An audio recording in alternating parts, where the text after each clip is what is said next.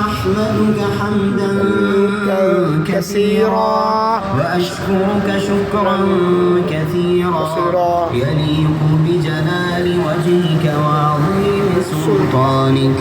اللهم يا حي يا قيوم يا ذا الجلال والإكرام، أسألك باسمك العظيم الأعظم أن ترزقني رزقا واسعا حلالا طيبا برحمتك يا أرحم الراحمين. اللهم ارزقنا رزقا حلالا طيبا مباركا فيه كما تحب وترضى يا رب العالمين.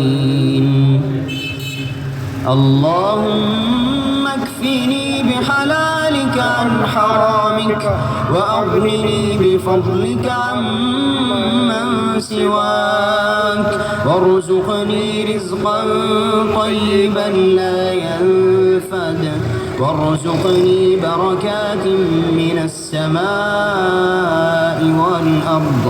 اللهم إني أعوذ بك من زوال نعمتك وتحول عافيتك وفجاءة نقمتك وجميع سخطك.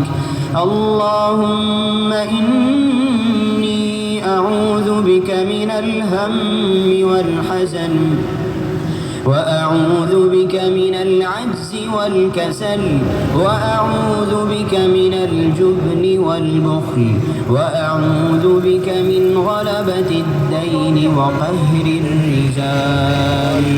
رب إني لما أنزلت إلي من خير فقير، ومن يتق الله يجعل له مخرجا ويرزقه من حيث لا يحتسب، إن الله هو الرزاق ذو القوة المتين.